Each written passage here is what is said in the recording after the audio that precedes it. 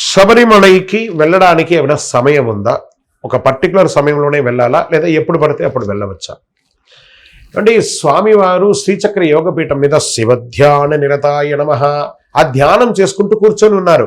ఆ స్వామివారి యొక్క శరీరం పృష్ఠ భాగంలో ఆ హీట్ ఎక్కిపోతుంది. కూర్చున్న చోట మనమే కూర్చొని లేసామంటే శరీరం కింద వేడి ఉంటుంది కదా, అలాంటి వేడిని తొలగించడానికి పరశురాముల వారు స్వామివారికి ఆజ్యాభిషేకం చేయమన్నారు. నెలకు ఒక 5 రోజులు మాత్రమే చేయండి, స్వామి అక్కడ యోగ నిద్రలో ఉన్నారు అని చెప్పి అన్నారు.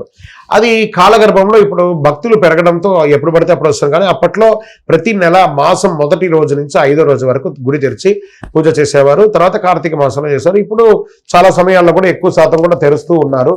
ఇప్పటికీ ఆ ఆనవాయితీ అలాగే కంటిన్యూ అవుతుంది. స్వామివారికి ప్రత్యేకంగా వెళ్ళే సమయం అంటే కార్తీక మాసం మొదటి రోజు మాల వేసుకోవాలి, మార్గశిరం అంతా దీక్ష ఉండాలి, మకర సంక్రాంతికి శబరిమలకి వెళ్ళాలన్నారు. ఇప్పుడు వసతులు మార్చుకొని ఇప్పుడు మనం వెళ్ళే యాత్ర ఇంతకుముందు అడిగి మీ ప్రశ్నలోనే సమాధానం ఉంది, ఎప్పుడు పడితే అప్పుడు వెళ్ళొచ్చా, ఇప్పుడే వెళ్ళాలంటే ఇప్పుడంతా మనం డిపెండింగ్స్ ట్రైన్ టికెట్ ఉందా, ఫ్లైట్ టికెట్ ఉందా, శబరి యాత్ర చేద్దాం. శబరి యాత్ర చేయాలని కాదు, టికెట్స్ కోసం యాత్ర చేస్తున్నాం ఎక్కువ శాతం. శరణమయ్యప్ప. ఇరుముడిలో ఎన్ని కొబ్బరికాయలు వాడతారు? ఆ ఒక కొబ్బరికాయలు నెయ్యి ఎందుకు వేస్తారు? ఒక కొబ్బరికాయను వదులుతారు, మిగతా కొబ్బరికాయలని ఏం చేయాలి? స్వామివారికి ఇరుముడిలో 5 కొబ్బరికాయలు వేస్తారండి. ఆ మొదటి కొబ్బరికాయ పంబా నదిలో ఇప్పి కన్నిమూల గణపతికి ఒకటి కొడతాం. మళ్ళీ అక్కడే 2 విడదీసేస్తాం. విడదీసిన తర్వాత ఒకటి శబరిపీఠం దగ్గరను, ఇంకొకటి 18 ముందర కొట్టి పైకి వెళ్తాం. ఆ స్వామివారి నెయ్యి అభిషేకం అయ్యి ఆ యొక్క నెయ్యి ఇక్కడ వదిలేస్తాం.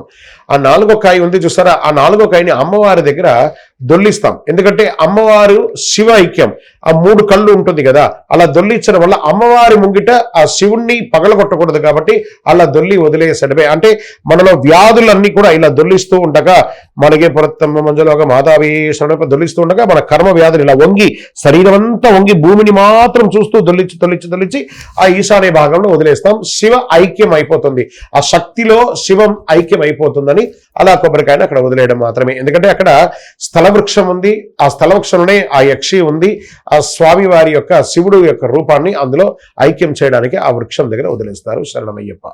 ఏమండి, ఇరుముడి మన అయ్యప్ప పూజ జరుగుతూ ఉండగా షర్ట్స్ అంతా ఇప్పేయమంటారు, ఎందుకు అండి? ఏం షర్ట్ ఇప్పకపోతే ఏమన్నా తప్ప, లేదా ఇప్పితే ఏమన్నా కరెక్టా? శాస్త్రంలో ఎక్కడైనా చెప్పబడిందా అంటే ఈ షర్ట్ ఇప్పడం గురించి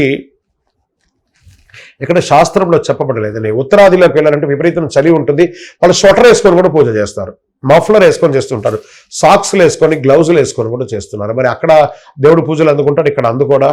అలా కాదట, ఒక సంప్రదాయం. ఈ దుస్తుల్లో చూడండి, మనం అందరం కూడాను సివిల్గా ఉంటే ఒకళ్ళు పట్టు వస్త్రం వేసుకుంటారు, ఒక ఖాదీ వస్త్రం వేసుకుంటారు, ఒకళ్ళు చిరిగిపోయిన వస్త్రం వేసుకుంటారు. అలా కాకుండా ఈ మాల వేసుకున్న వాళ్ళందరూ సమానం అని చెప్పి ఆ షర్ట్ నింపి ఒక మాల ఆ భోజనం చేసేటప్పుడు ఆ 3 సార్లు నీళ్లు తిప్పి మనం దీక్షలో ఉన్న స్వామి వారికి నైవేద్యం చూపించాలి కాబట్టి ఆ మాలకు నైవేద్యం చూపించాలి, మాలకు హారతి చూపించాలనే దానికోసం షర్ట్ నింపి తన నడుములో చుట్టుకొని దానిపైన టవల్ కట్టుకొని శ్రద్ధాభక్తులతో కింద కూర్చొని భిక్ష చేయాలని చెప్పారు. కాబట్టి దేవాలయానికి వెళ్ళినా భిక్ష కూర్చున్నా షర్ట్ ఇప్పి పోవాలి అనేది. ఎందుకంటే అక్కడ హారతి ఇస్తారు, పూజలు అవుతుంటుంది. మన మాలలో ఉన్న అయ్యప్పకు కూడా ఆ హారతులు చూపించాలనే ఉద్దేశంతో ఈ షర్ట్ ఇప్పడం అన్నారు. కానీ అందుకని బరితగించి షర్ట్లంతా ఇప్పేసి ఊర్లంతా తిరగమని చెప్పి బలాదులు చెప్పలేదు. మన వృత్తి వ్యాపారానికి వెళ్ళినప్పుడు షర్ట్లు వేసుకోవాలి. శరణమయ్యప్ప.